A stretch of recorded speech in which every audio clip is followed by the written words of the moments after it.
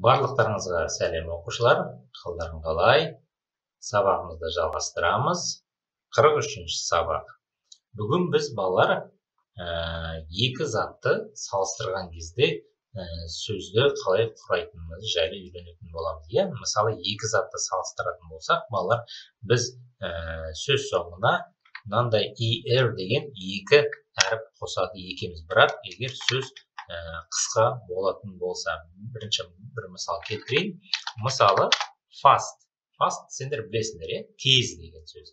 Енді екінші зат бір нәрседен қарағанда тезірек болатын болса, біз сол тезірек деген сөзді қалай жазамыз?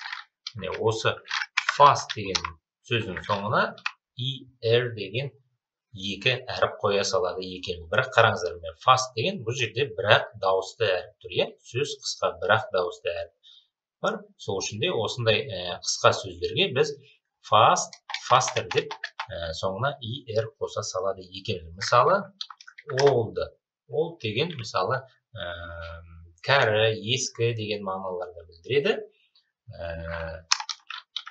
Осындай older дегенде үлкенірек, кәрілік деген сияқты. Мысалы, жасқа айтатын болсақ, мысалы, older деп айтамыз, үлкенірек, яғни старший брат деп айтамыз, мысалы, I'm older деген сияқты, мен үлкенірекпін деген сияқты. Осылай жай қазір енді мысалдарын келтірейін. Мысалдар келтіріп отырайық. Мысалы, бірінші faster дегенде мысал келтіретін болсақ, мынандай мысал берілген екен.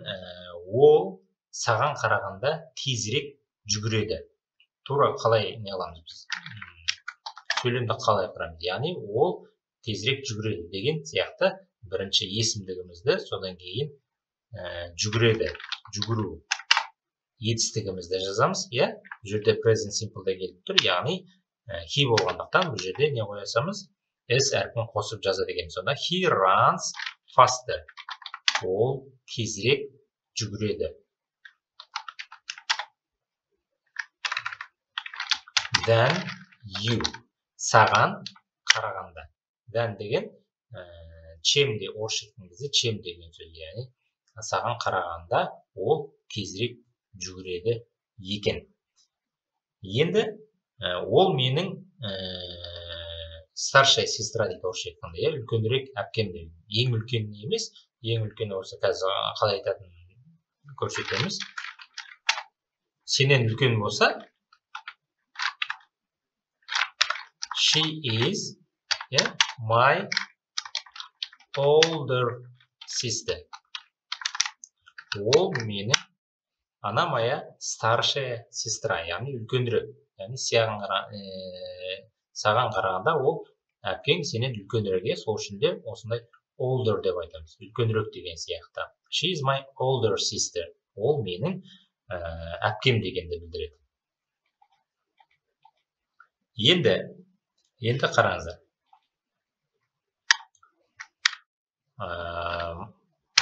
Мынандай сөздер бар. Big деген, қарап тұрсаңыздар, бұларды да қысқа сөз, дауыссыз, содан кейін дауыс әріптен кейін дауыссызбен бітетін болса, сөз ондай жағдайда соңғы әріп не істелінеді? Яғни екі рет қайталанады, соңғы әріп тағы да бір рет жазылады. Big'ті bigger деп гіні екі г қылып айтады екенбіз. Big, сіз шығарып жазайын, big үлкен, bigger үлкенірек. Көрдіңіздер ме? Егер осындай дауысты, содан кейін дауыссыз осылай аяқталатын болса сөз, онда соңғы әріпін біз удваивать етеміз. Тағы да осындай бір әріп жазамыз, содан кейін барып қана er-ді қосады екенбіз. Мысалы, тағы да red деген сөз бар. Red деген ол бізде қызыл деген сөз. Қарап тұрсаңыздар, бұл да дауысты, содан кейін дауыссызбен біліп тұр. Ондай жағдайда біз салыстырмалды қызылырақ деп айту үшін не істейміз? Соңғы D әріпін тағы да жазамыз да, содан кейін барып er-ді қосамыз. Сонда red, redder, big, bigger деген сияқты үлкен, үлкенірек, қызыл, қызылырақ деген сөздер шығады екен. Осыларға бір мысал келтірейік. Мысалы, мына куртка үлкенірек, мына пальто үлкенірек дейсіз. This coat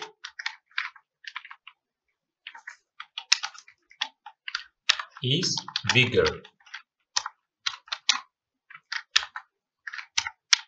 Yeah. Мына куртка үлкенірек. Bigger.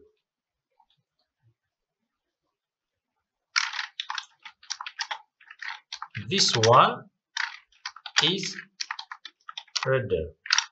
Мына түрі қызылырақ. Бір затты таңдаған кезде, иә, мысалы, екі зат тұратын болса, мысалы, алманың немесе, мысалы, мынау қызыл алма, мынау одан да қызылырақ болатын болса, онда мына түрі қызылырақ деп айту үшін, иә, this one is red демей, мынау қызыл деп, red болса, мынау қызыл деген сөз, redder деген қызылырақ деген сөз. Big деген үлкен деген сөз, bigger үлкенірек деген мағынада, иә. Қатты қиын емес. Енді мынандай сөздер болады. Кішкене ұзағырақ. Яғни жаңағыдай мынаулар сияқты big, old, fast деген сияқты бір неден тұратын, бір дауысты дыбыстан тұратын сөздер емес, сәл кішкене үлкенірек дауысты, үлкенірек сөздер болады. Мысалы, мынандай, иә, мына жерде қарап тұрсаңыздар, міне 3 дауысты дыбыс, орташа сөздер, иә. Мысалы, бұндай сөздерде тоже осылай айтуға болады, қосуға болады. Міне, осындай сөздерге осындай er жалғауға болады. Но бірақ тағы да бұның екінші варианты бар. Немесе more quiet. Міне, осылай жазады екенбіз. Мысалы, тағы да бір мысал келтірейін. Happy. Happy. Ондай сондай қатты бір қысқа сөз емес, орташа сөз, иә. Мысалы, happy. Осыны біз happier немесе more happy деп жазуға, айтуға болады екен. Бұл жерде білесіңдер, иә, біз талай үйренген болатынбыз, егер дауысты y әрпі бітіп, y әрпімен бітіп, оның алдыдағы әріп дауысты әріп болатын болса, онда y әрпі I әрпіне айналып кетеді деп біз present simple'да he, she болған кезде studies, tries деген біз үйренген болатын. Тура сол сияқты бұл жерде де y әрпі I әрпіне айналады да, содан кейін барып er қосылады екен. Міне осылай happier деп айтуға болады, немесе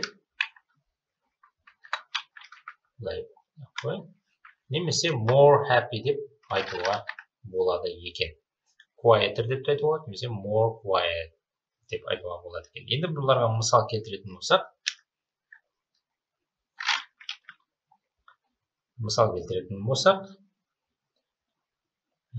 ол тынышырақ. She is quieter деп те айтуға болады, немесе she is more quiet. She is more quiet деп айтуға болады. Екінші, happy. Мен саған қарағанда бақыттырақпын. I am happier than you. Yeah, осылай айтуға да болады, немесе I'm more happy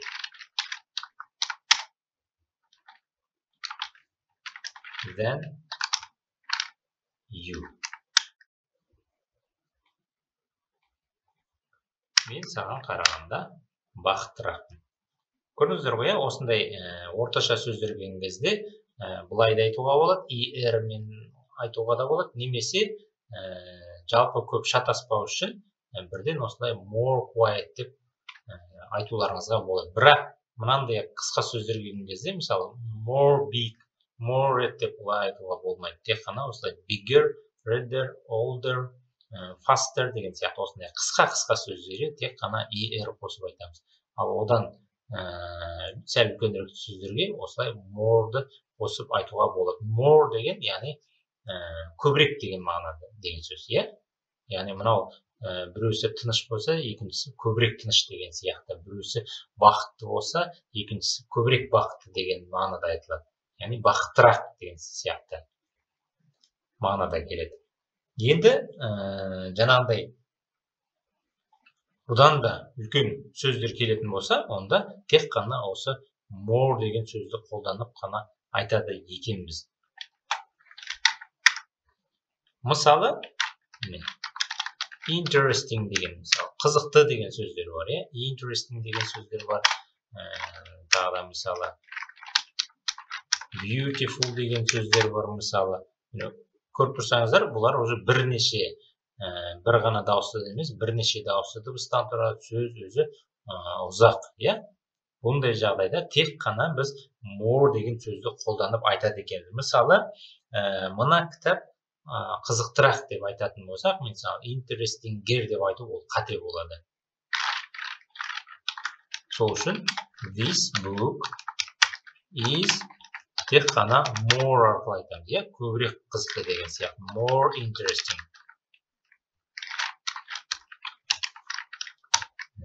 This book more interesting. Мына кітап қызығырақ деген сияқты мағына келеді түсінікті, иә? Мысалы, менің анам әдемірек. Менің анам әдемірек. Мысалы, саған қарағанда деген сияқты біреуге салыстырмалы түрде айтатын болсақ, мысалы, менің анам my mom is more beautiful.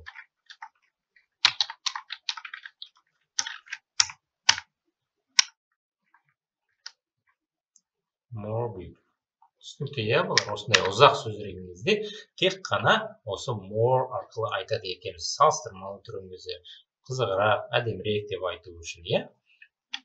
Енді ол ережелерге бағынбайтын сөздер бар. Ол айтқан кезде исключение дейді ғой. Яғни өзінің жеке формасы болатын, иә?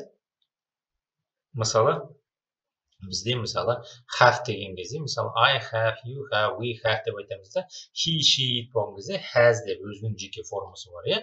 Басқаларына біз етістікке s қосып айтамыз. Сол сияқты ережеге бағынбайтын өзінің жеке сөздері бар сөздер, ол мысалы good. Good деген жақсы, иә? Жақсырақ дегенде gooder деп айтпаймыз, немесе more good деп айтпаймыз. Оның өзінің жеке сөзі бар. Better. Жақсы, жақсырақ. Good жақсы, better жақсырақ деген сияқты. Тағы да енді жаман деген сөз, иә? Жаман деген сөз білесіңдер, иә? Bad, жаман. Бірақ жаманырақ деген сөзі ол worse. Осы екеуін жаттағаныздар. Bad, worse, яғни better деп айтуға ол қате болады. Немесе more bad деп айтуға қате болады. Bad, worse, good, better. Жақсы, жақсырақ, жаман, нашарлау деген сияқты. Жаманырақ деген сияқты. Мысалы, айтатын болсақ, мысалы, ол жақсырақ ән айтады. Он поет лучше деп айтамыз ғой, жақсырақ. Мысалы, he sings, иә, ол өлең айтады, better. Ол жақсырақ айтады. Яғни екі салыстырмалы түрде айтатын болсақ, мысалы, екі адамды айтатын болсақ, біреусі, иә, сен жақсы айтасың, бірақ сен жақсырақ айтасың деп айтамыз, иә? Сол кезде міне жақсырақты жақсы айтасың дегенде, жақсы деген good, жақсырақ деген бізде better екен. Ол нашарлау ойнайды. He plays worse. Ол нашарлау ойнайды. Яғни bad, жаман, worse, жаманырақ. Иә, жаманырақ деген мағынада келеді. Нашарлау.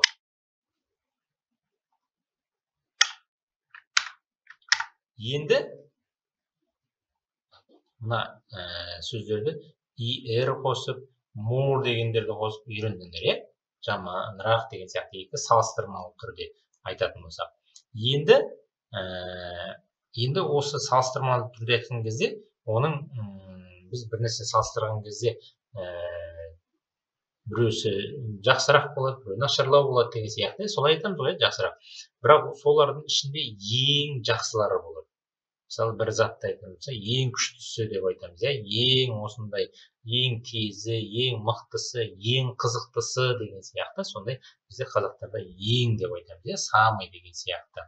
Міне, ондай жағдайда қысқа сөздерге соңына біз est деп қосады екенбіз. Бірақ алдына, жаңағы сөздің алдына міндетті түрде the арқылы қосып жазады екенбіз. Қазір мысалымызда келтіретін боламыз. Мысалы, жаңағы faster деп айттық, тез, тезірек деп айттық. Енді осының ең тезі дегенді қалай айтамыз? Жаңағы сөзімізге мына es дегенді қосып айтады екенбіз. The, содан кейін жаңағы сөзімізге соңына es қосып айтады екенбіз. Мысалы, мынау ең тез жүретін машина деп айтатын болсақ, мысалы, ең тез, самая быстрая машина. This is, міне, the арқылы қосып айтам. The. Міне, fast деген тез, the fastest, ең тез деген. This is the fastest car. Бұл ең тез жүретін машина деген сияқты. Самая быстрая машина. Самый. Түсінікті, олар. Ең деген сөз. Мысалы, мен ең үлкенімін. Мысалы, мен ең үлкенімін деп айтатын болсақ, үйдің ішінде мысалы. I am the oldest. I am the oldest. Мен ең үлкенімін. Мысалы, мен үлкенірекпін деп айтатын болса, I am older деп айтады екенбіз. Older жаңа, қосып айтады екенбіз. Ол кезде уже the қоспаймыз.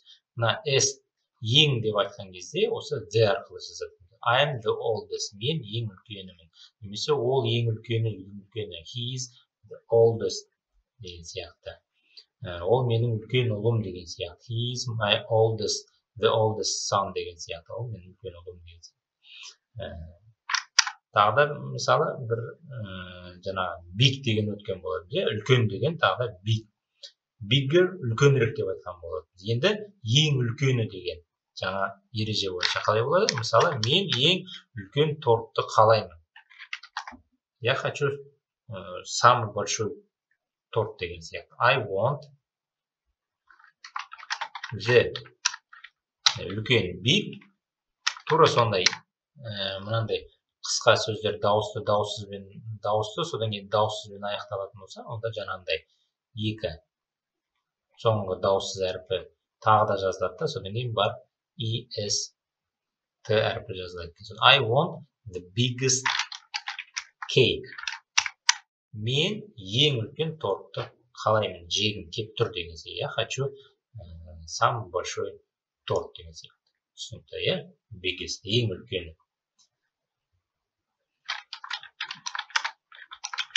This is the reddest. Тура солай. Redder қызығырақ, reddest ең қызығы. This is the reddest apple.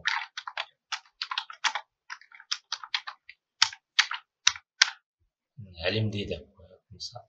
Бұл ең қызыл алма, әлемдегі, in the world, әлемдегі ең қызыл алма. Міне, ең қызылы дегенде, міне, reddest, est қосып айтады екеміз. Ал енді жаңағындай мына жақтарда қысқа сөздерге біз қосамыз. Ең деп айту үшін ең самый болатын болса, онда қайтадан айтады. Қосамыз біз салыстырған кезде, жақсырақ, үлкенірек, қызылырақ деген сияқты. Сондай кезде қосамыз. Ал ең жақсысы, ең қызылы, ең осындай супері деген айтқан кезде біз es қосамыз. Мына жерде біз сәл үлкенірек орташа сөздерге қосып айтамыз, немесе more деп айтамыз. More деген көбірек деген сияқты. Сондай қосып айтамыз. Енді осындай үлкенірек сөздер деген кезде тура жаңағындай. Мысалы, бұл жаңағы ең тыныш жер деп айтатын болса, This is the. Міне, quiet тыныш, quieter тынышырақ, quietest ең тыныш place, орын деп қояды. Мысалы, this is the quietest place. Бұл ең тыныш орын. Это самое тихое место деген сияқты, иә? Ал енді бұдан бөлек тағы да бұны қалай айтуға болады? Жаңа more деген сияқты. This is most. Most деген осындай үлкенірек сөздерге жазылады. Most quiet.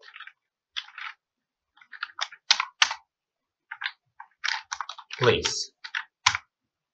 This is the most quiet place. Немесе осылай. Немесе quietest, немесе most quiet деген сияқты. Осылай қолдануға болады екен. Жаңа more quiet деген сияқты. More quiet деген ол тынышырақ болатын болса, most quiet деген ең тынышы деген сияқты. Иә, балалар? Happy деген қарастырды. Иә, мысалы жаңа happy, happier деп айтуға болады, немесе more happy. Иә, my mother is more happy деп айтуға болады. Иә, енді ең бақыттысы деп айтатын болса, ол ең бақытты деп айтатын болса, мысалы, he is the happiest. This is the happiest деп айтуға болады. Ой, this is деп тұрмын, he is the happiest. Ол ең бақытты. Иә, ол ең бақыттысы сол деп айтамын. Немесе he is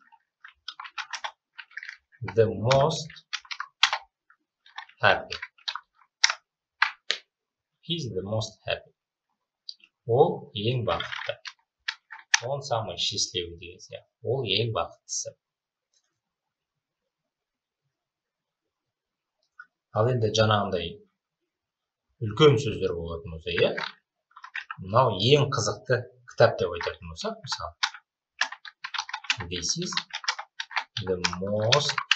Уже бұл жерде жаңағындай es қосу деген әңгіме бұл жерде жүрмейді. This is the most interesting book. Бұл ең қызықты кітап. Бұл библиотекадағы ең қызықты кітап деген сияқты. Бұл менің үйімдегі ең қызықты кітап деген сияқты. Сондай сөйлеп айтатын кезде біз most дегенді қолданамыз. Most interesting, самый интересный деген сияқты. Жақсы ғой, иә?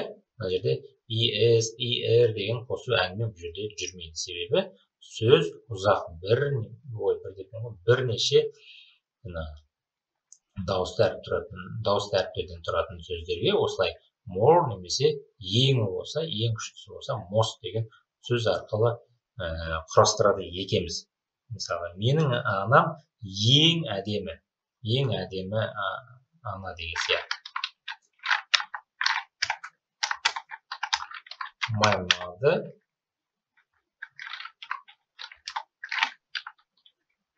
mother is the most beautiful.